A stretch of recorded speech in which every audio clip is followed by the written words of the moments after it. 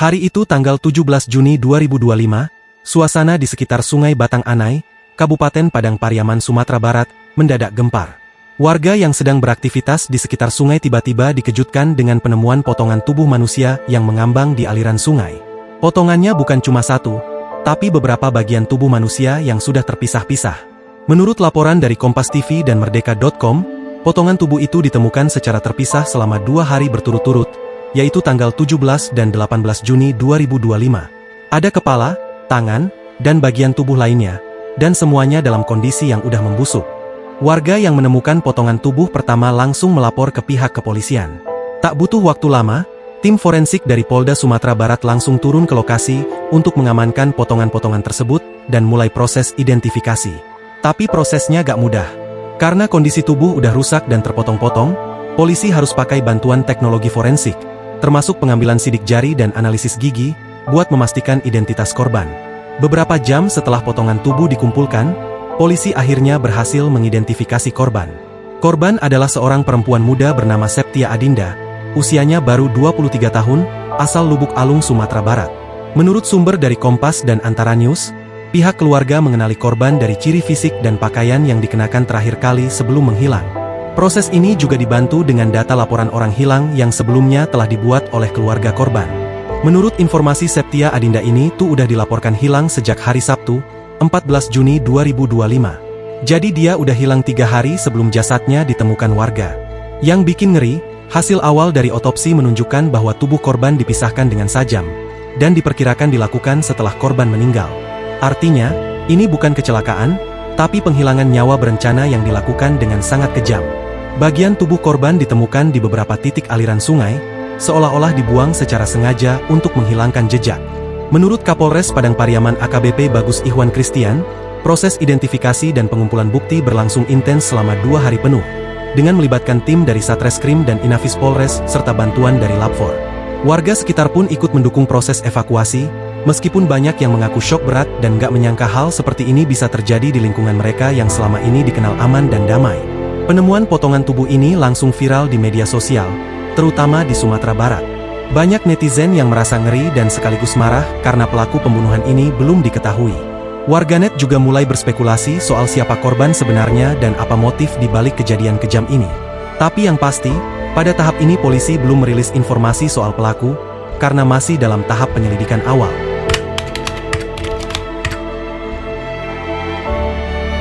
Setelah potongan-potongan tubuh Septia Adinda ditemukan dan diidentifikasi, polisi langsung bergerak cepat. Dalam waktu kurang dari 2 hari, tim gabungan dari Satreskrim Polres Padang Pariaman dan Polda Sumbar mulai menelusuri jejak-jejak terakhir korban. Salah satu kunci utama penyelidikan datang dari rekaman CCTV dan sinyal ponsel korban. Menurut sumber dari Kompas, penyidik melacak keberadaan terakhir korban sebelum hilang, dan dari situ muncul satu nama yang mencurigakan, yaitu Satria Juhanda, alias Wanda. Wanda ini bukan orang asing buat korban. Dia adalah teman dekat korban sekaligus mantan rekan satu kampus. Usianya masih muda, sekitar 25 tahun, dan sehari-harinya bekerja sebagai satpam di salah satu kantor koperasi. Polisi akhirnya berhasil menangkap Wanda di rumahnya di daerah Lubuk Alung, pada dini hari tanggal 19 Juni 2025. Penangkapan ini dilakukan secara senyap, karena polisi khawatir tersangka kabur atau menghilangkan barang bukti. Setelah ditangkap, Wanda langsung dibawa ke Mapolres Padang Pariaman untuk diperiksa intensif. Dan dari sinilah semuanya mulai terbongkar. Menurut pengakuannya, Wanda mengaku menghilangkan nyawa dan memisah-misahkan tubuh Septia karena merasa sakit hati. Katanya, korban berutang uang sekitar 3,5 juta rupiah yang belum dibayar korban. Tapi yang bikin gak masuk akal adalah, kalaupun benar soal utang, kenapa harus dihilangkan nyawanya dan dipisah-pisahkan tubuhnya kayak gitu? Menurut polisi, alasan Wanda sangat nggak rasional dan kemungkinan besar ada motif psikologis lain di balik tindakan sadisnya. Menurut laporan dari Merdeka.com dan Kompas TV, Wanda menghilangkan nyawa korban di sebuah ruangan kantor koperasi tempat dia bekerja. Disitulah korban sempat diajak ngobrol, dan dari situ terjadi pertengkaran. Wanda lalu mengambil benda tumpul dan memukul korban hingga tak sadarkan diri. Setelah itu, dia menghilangkan nyawa korban dan memisah-misahkan tubuhnya dengan pisau besar. Potongan tubuh itu kemudian dimasukkan ke dalam karung goni, dan dibuang sedikit demi sedikit ke Sungai Batang Anai, agar tak langsung terlihat mencolok. Yang bikin lebih serem lagi, polisi juga menemukan barang-barang korban di rumah tersangka. Mulai dari pakaian, tas, sampai ponsel korban masih disimpan di rumahnya. Bahkan, pisau dan karung yang dipakai untuk memisah-misahkan tubuh korban juga ditemukan di TKP. Barang-barang ini kemudian dijadikan alat bukti utama dalam proses penyidikan. Menurut Kapolres Padang Pariaman, AKBP Bagus Ihwan Christian, semua bukti itu memperkuat dugaan bahwa Wanda adalah pelaku utama penghilangan nyawa berencana. Dalam konferensi pers, Kapolres mengatakan bahwa tersangka sangat tenang saat memberikan pengakuan, dan tidak menunjukkan penyesalan yang berarti.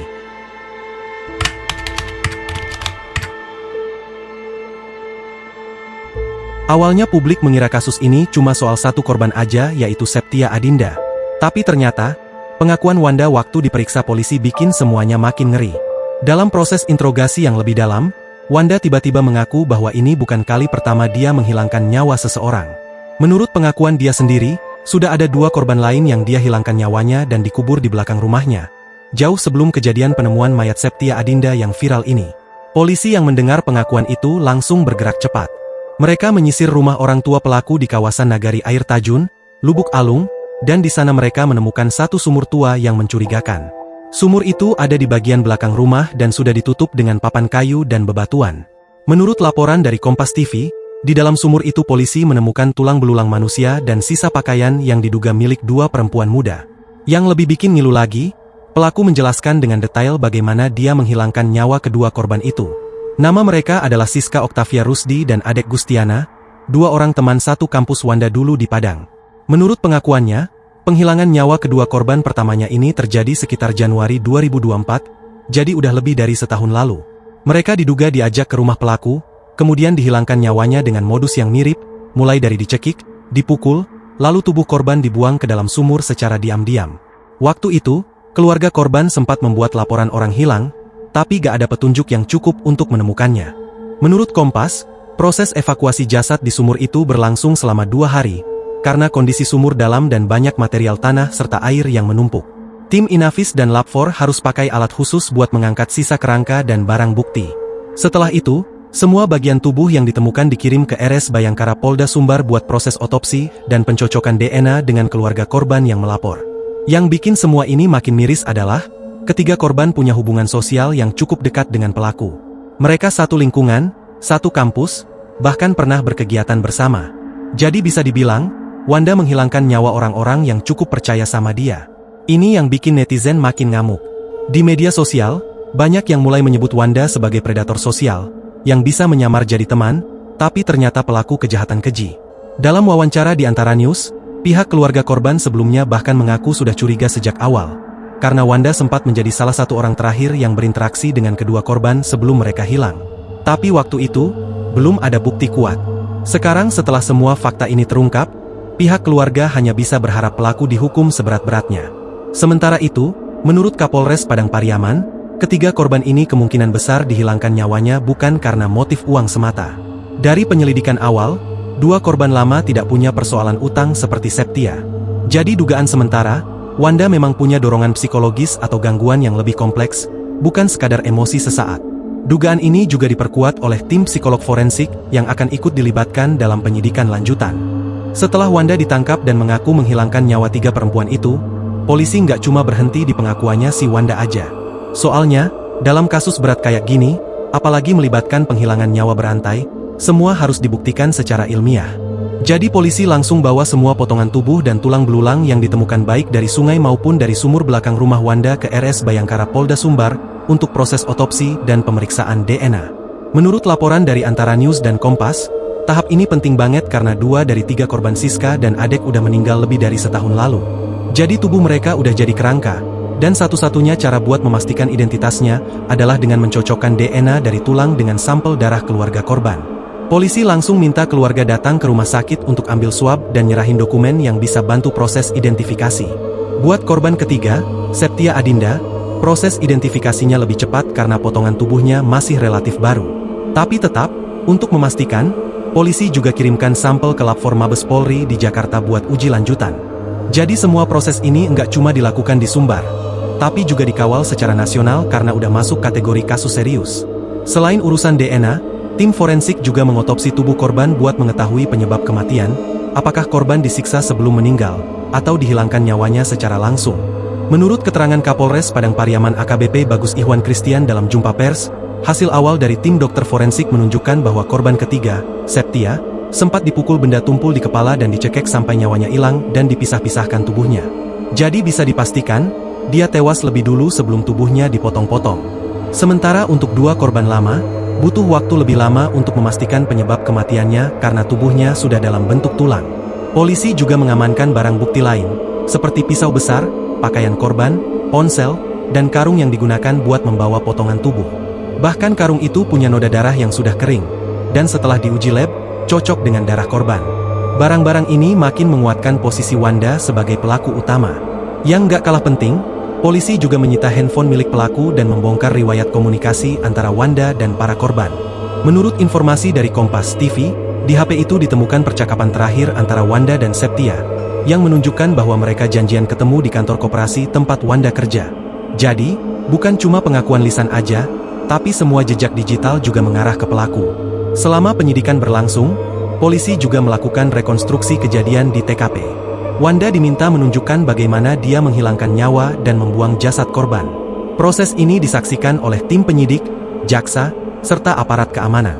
Semua langkah dilakukan buat memperkuat berkas perkara yang nantinya akan dibawa ke persidangan. Jadi dari awal pelaku ngaku kalau dia bunuh Septia Adinda karena sakit hati. Alasannya, korban katanya punya utang sekitar 3,5 juta rupiah yang gak dibayar-bayar. Tapi, masa ia cuma karena duit segitu seseorang bisa sampai mutusin buat mutilasi teman sendiri? Nah, dari sini penyidik dan para ahli langsung curiga kalau sebenarnya ada masalah yang lebih dalam dari sekadar utang piutang.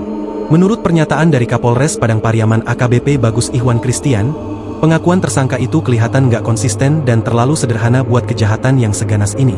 Apalagi setelah dia ngaku juga udah menghilangkan nyawa dua perempuan lain yang gak punya masalah utang sama dia.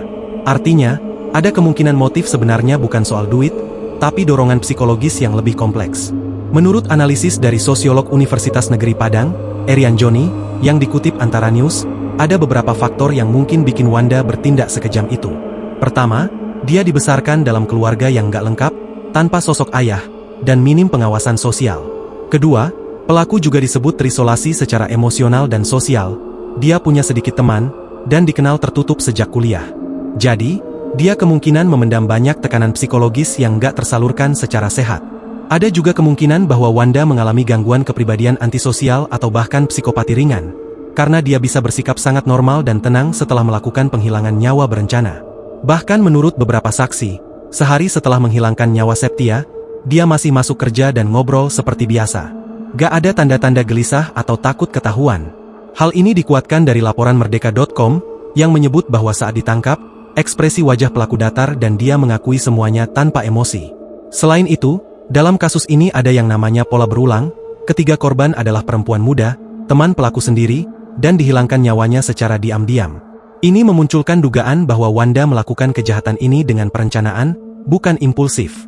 Dia juga mencoba menghilangkan jejak, dari mulai memisah-misahkan tubuh, membuang ke sungai, hingga mengubur korban di sumur.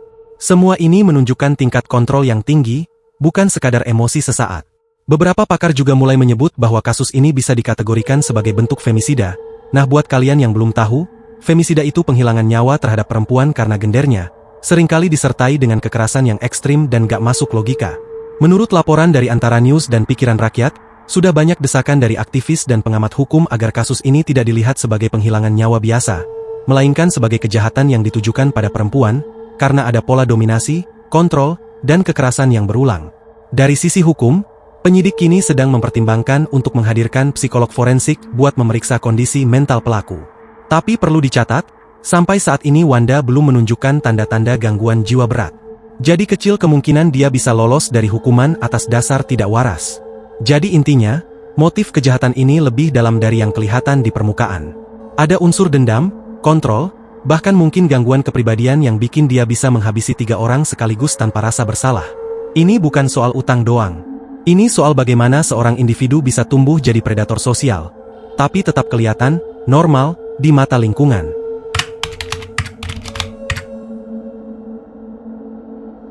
Setelah semua bukti dikumpulkan, pengakuan pelaku dicatat, dan hasil awal otopsi keluar, penyidik langsung menetapkan Satria Juhanda alias Wanda sebagai tersangka resmi dalam kasus ini. Gak tanggung-tanggung Wanda dijerat dengan pasal 340 KUHP, yaitu penghilangan nyawa berencana, yang ancamannya hukuman mati, penjara seumur hidup, atau minimal 20 tahun penjara. Menurut penjelasan Kapolres Padang Pariaman, semua unsur dalam pasal ini udah terpenuhi, mulai dari rencana pembunuhan, eksekusi yang disengaja, sampai upaya menghilangkan jejak. Selain pasal 340, pelaku juga dijerat dengan pasal 181 KUHP tentang perusakan mayat, karena memutilasi tubuh korban. Jadi total ancaman hukuman yang menanti Wanda benar-benar berat. Dan dari penampilan serta pengakuannya yang tenang selama proses BAP, berita acara pemeriksaan, banyak pihak makin yakin bahwa pelaku ini sadar sepenuhnya dengan apa yang dia lakukan. Yang bikin makin ramai, bukan cuma polisi dan jaksa aja yang angkat suara, tapi juga anggota DPR RI, aktivis, dan bahkan pengamat hukum pidana. Salah satunya adalah anggota Komisi 3 DPR RI Arteria Dahlan, yang dengan tegas menyebut bahwa pelaku harus dihukum mati karena apa yang dia lakukan termasuk dalam kategori kejahatan yang sadis dan sistematis. Menurut dia, pembunuhan berantai terhadap perempuan dan upaya menghilangkan jejak ini sudah masuk ke ranah psikopat berbahaya, dan negara harus memberikan hukuman maksimal agar jadi efek jera. Gak cuma dari pemerintah pusat, desakan juga datang dari tokoh masyarakat dan LSM di Sumatera Barat. Banyak dari mereka menilai bahwa Wanda telah melakukan bentuk kekerasan berbasis gender yang disebut femisida tadi, dan bahwa negara perlu mengambil langkah tegas agar kasus serupa tidak terjadi lagi. Apalagi korban-korbannya adalah perempuan muda yang semuanya dikenal sebagai pribadi baik, aktif, dan dipercaya oleh pelaku. Bahkan salah satu korban sempat disebut sebagai teman yang pernah membantu pelaku secara akademik saat kuliah. Jadi ini benar-benar bentuk pengkhianatan yang parah. Sementara itu, Kejaksaan saat ini sedang menyusun berkas perkara buat dibawa ke pengadilan. Menurut Kompas TV dan Merdeka.com, berkas akan diserahkan ke Kejari Padang Pariaman dalam beberapa minggu ke depan. Setelah itu, kasus ini akan segera disidangkan di Pengadilan Negeri Pariaman. Ada satu hal penting lagi nih, polisi juga masih mempertimbangkan apakah akan melakukan pemeriksaan kejiwaan secara mendalam terhadap pelaku lewat psikiater forensik. Tapi sejauh ini, gak ada indikasi kalau Wanda bisa bebas dengan alasan gangguan jiwa. Semua bukti justru mengarah ke rencana dan kesadaran penuh saat melakukan menghilangkan nyawa orang.